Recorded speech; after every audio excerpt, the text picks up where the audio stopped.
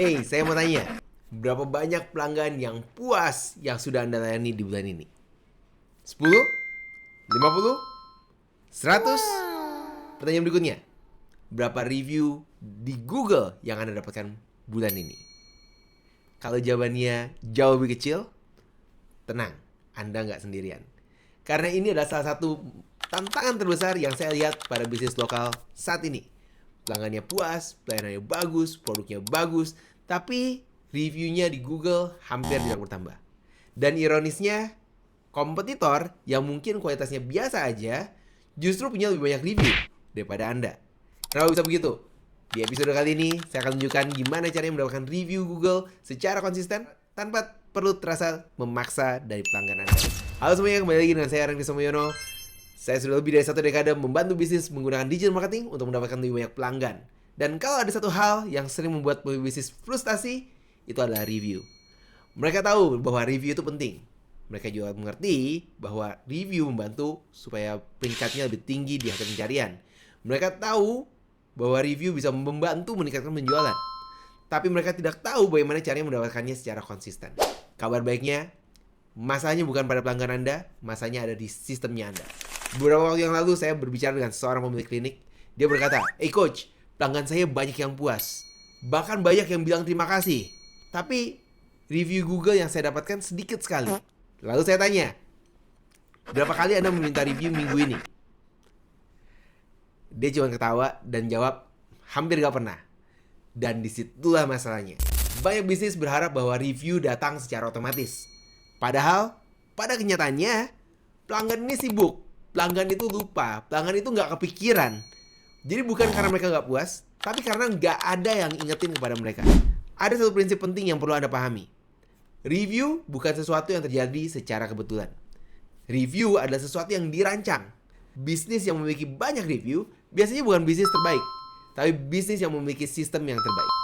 Dan ini adalah perbedaan terbesarnya. Mari kita lihat dari sudut pandang pelanggan. Setelah menggunakan layanan Anda, mereka akan kembali ke aktivitasnya mereka, betul? Mereka kerja lagi, kumpul sama keluarga lagi, ada meeting, punya anak, kegiatan sehari-hari. Dan memberikan review nggak ada dalam prioritasnya mereka. Jadi jangan menganggap bahwa kalau puas pasti kasih review. Karena hampir nggak pernah terjadi. Gimana caranya supaya kita bisa dapetin review dengan baik? Ada 3 langkah review framework yang bisa Anda perhatikan dan Anda lakukan untuk bisnisnya Anda. Yang pertama adalah tangkap momen bahagia. Waktu terbaik untuk meminta review adalah ketika pelanggan baru saja merasa puas.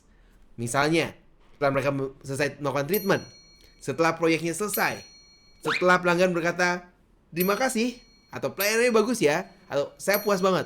Itu adalah momen paling baik untuk meminta review. Langkah kedua, Anda harus mempermudah prosesnya. Kesalahan terbesar yang saya temukan dalam bisnis adalah mereka membuat pelanggan mereka bekerja terlalu keras hanya untuk memberikan review. Kalau mereka harus cari bisnis Anda, cari tombol reviewnya, harus login, klik ke sana ke sini, kemungkinan besar mereka nggak akan melakukannya.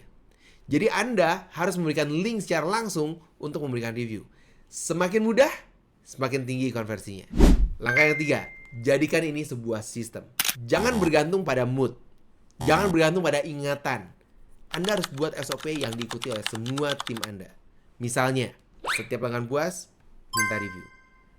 Proyeknya selesai, minta review. Setiap transaksi tertentu, minta review.